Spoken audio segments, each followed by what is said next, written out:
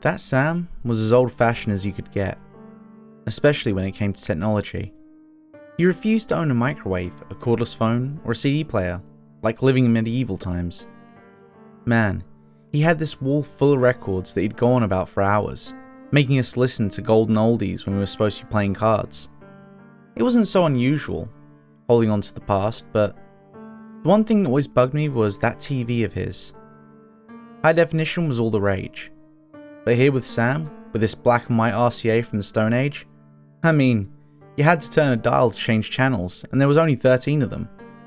I don't even know how he got any kind of signal. He used to say God kept the shows coming. Maybe he believed the spirit of his dead wife Agnes was beaming cable down from heaven. Come to think of it, this technology business all started when she died. Makes sense, I guess. The loss of a loved one can change us in odd ways. I think Sam wanted to stop time, or go backwards even. But there was never any sadness there. It must have been about respect. Respect for things that had gotten old and were being forgotten. I'm sorry I ever stepped in to fix what I thought was broken. 2009 rolled up, and the time had finally come for standard definition to take hike. But Sam was completely out of the loop. They're switching everyone over to HD, I told him. You won't be able to watch TV anymore unless you do the switch. I don't know if that was really true, but Sam said it wouldn't matter anyway. I tried to get him to call the cable company and talk to them about it, but he insisted he didn't have a provider. I asked him where his cable bills came from, and he just looked at me. Maybe I was overstepping as a friend and a neighbour, but honestly, I thought I was doing the man a service. Wouldn't he be happy with crystal clear colour on a big screen? 20 years ago, Agnes died. 20 years was a long enough. But what the hell did I know? Time is different for people like Sam. People who've lost their spouse but have to go on living. The same thing happened to my dad. It's no wonder I never married. Every year, Sam went fishing with his brother for 2 weeks up in Maine.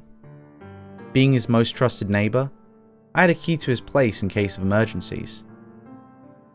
But that year, I abused his trust and did something I'll regret for the rest of my life.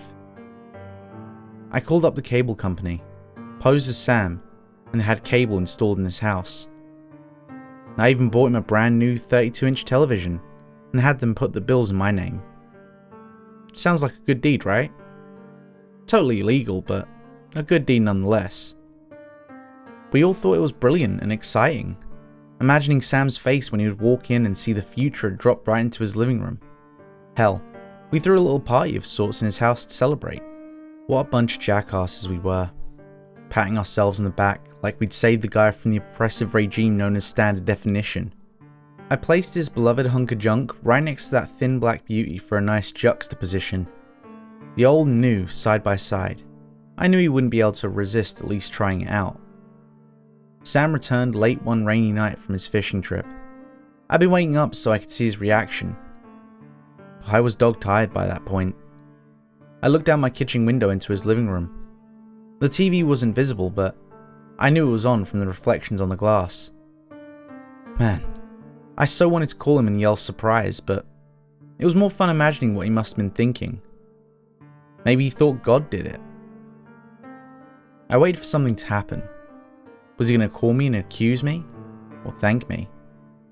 The phone never rang, so I assumed he didn't want to wake me up. I wondered if he'd called the police, but nobody showed. The waiting was driving me nuts. If I hadn't been ready to conk out, I would have gone over there. I wish I had. Early the next morning, I phoned him up. It just rang. No answering machine. So I went and banged on his door. I could hear the TV, but nothing else. It's not like I couldn't just go right in, but I sensed something was wrong, and I just wanted Sam to come and tell me everything was okay. I figured he knew it was me who orchestrated the whole thing, and that he was just angry. Apprehensive as all hell, I went in, leaving the door wide open. A nervous violin crescendo escalated to a climax, and then vanished, followed by a horrible scream that startled me something fierce. It sounded like one of those slasher films. I didn't recall Sam being a fan, but with over 100 channels, he was bound to stumble across all kinds of garbage. I called out his name from the front hallway as I crept towards the living room. When he didn't respond, I thought he might have passed out from watching TV all night, but then I noticed his old RCA had fallen onto the floor, face down. Not a good sign. As I gently lifted it back onto the table, there was Sam's body, laying right next to it, face down as well.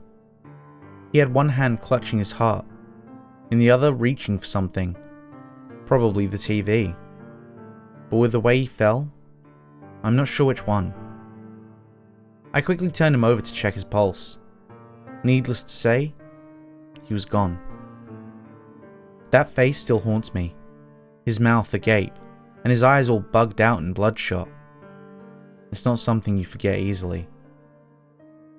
After the cops showed up, I spent a lonely night in jail. No charges were filed. Yes, I was technically a criminal, but the coroner said that Sam had died of a heart attack. Must have had the bejesus scared out of him by something, he suggested. And with Sam's age and apparent heart condition, well, you can see where this is going. I guess high definition is just too real for some people. Although, in retrospect, knowing what I know about the man, there could be more to it than that. I still have Sam's old television up on a shelf. The screen's cracked a little, but the picture's okay. Sometimes, I could swear it turns on by itself when I'm not in the room. Maybe he's trying to tell me something. I just go up to it and say, "Sorry, buddy," and give it 2 light pats on the side. I mean it too. I'm really sorry, Sam. I guess you're with Agnes now. Make sure to keep the shows coming. Thank you for sticking around to the end. If you enjoyed today's story, don't forget to leave a like. And if you want to hear more stories like it, don't forget to subscribe and click that bell icon. That way you'll never miss a story. Oh, and if you haven't already, don't forget to follow me on Twitter so you can keep up with the latest goings on the channel.